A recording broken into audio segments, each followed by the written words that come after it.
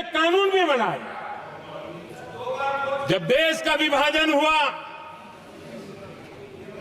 महात्मा गांधी समेत देश के वरिष्ठ नेताओं ने सार्वजनिक रूप से कहा था कि पड़ोस के जो हमारे देश हैं, जहां जो माइनॉरिटीज है, वो जब भी संकट में आएगी तो उनकी चिंता ये देश करेगा। गांधी जी ने का वचन था, जो उनके नाम पर सत्ता पर चढ़ जाते थे उन्होंने तो पूरा नहीं किया, हमने सीएए ला करके उसको पूरा किया। वो कानून हमने लाया, हमने किया है, और गर्व के साथ आज भी हम उसको ओन कर रहे हैं, मुंह नहीं छुपाते हैं, क्योंकि देश के संविधान की भावना के साथ मजबूती के साथ खड़े रहने का हमने काम किया। आदरणीय सभापति जी, हमने जो संविधान संशोधन किए हैं वो पुरानी गलतियों को ठीक करने के लिए किए हैं, और हमने एक उज्जवल भविष्य का रास्ता मजबूत करने के लिए किए हैं।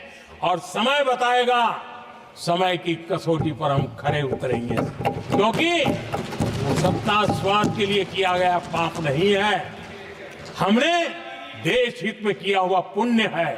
और इसलिए हमें जो सवाल पूछते हैं,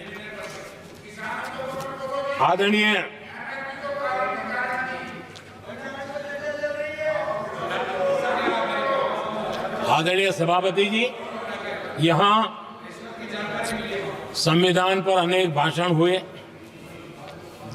अनेक विषय उठाए गए। हर एक की अपनी मजबूरियां होगी, राजनीति कुछ न कुछ करने के लिए कुछ करते होंगे,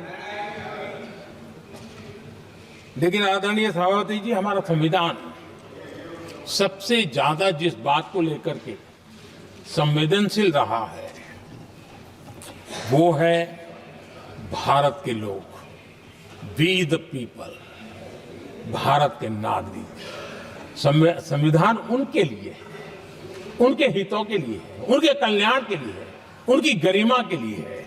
और इसलिए संविधान भारत के कल्याणकारी राज्य के लिए हमें दिशा निर्देश देता है,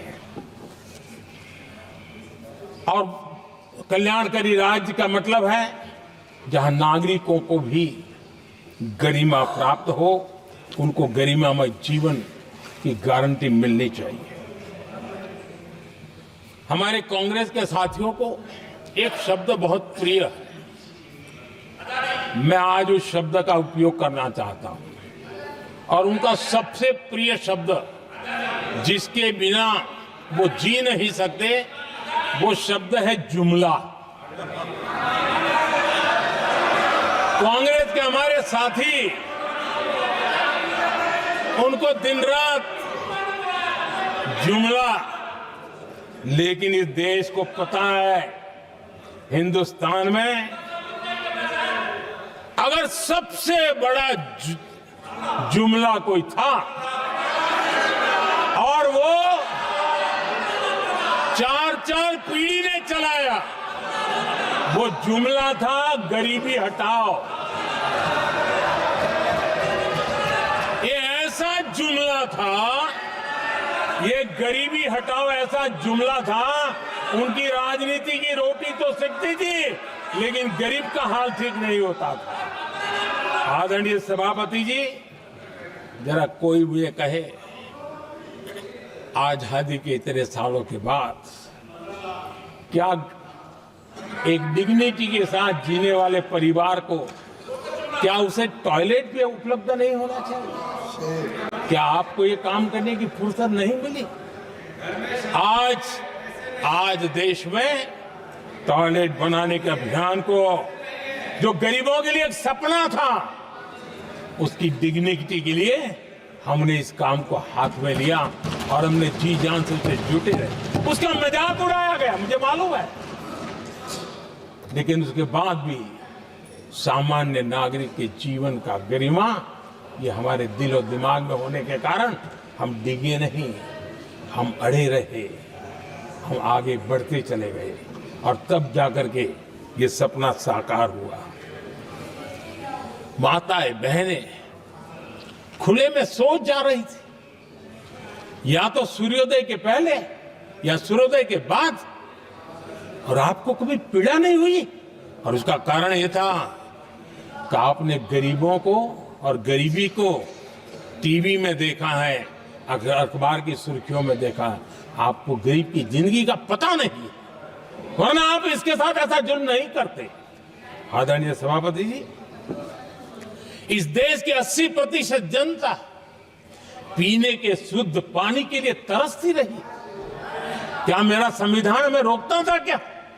संविधान तो ये चाहता था कि सामान्य मानवीय की सुविधाओं को ध्यान दिया जाए। आदरणीय सभापति जी, ये काम भी हमने बड़े समर्पण भाव से आगे बढ़ाया है। आदरणीय सभापति जी, इस देश की करोड़ों माताएं चूल्हे में खाना पकाना और धुएं से आंखें लाल, कहते हैं कि सैकड़ों सिगरेट का धुआं खाना पकाते हैं तब धुआं शरीर में जाता है। उन माताओं बहनों की आंखें लाल होती थी, इतना नहीं, उनका शरीर स्वास्थ्य खत्म हो जाता था। उनको धुएं से मुक्ति का काम, और 2013 तक क्या चर्चा चलती थी, 9 सिलेंडर देंगे कि 6 सिलेंडर देंगे। इस देश ने देखते ही देखते हर घर तक गैस का सिलेंडर पहुंचा दिया, क्योंकि हमारे लिए हर नागरिक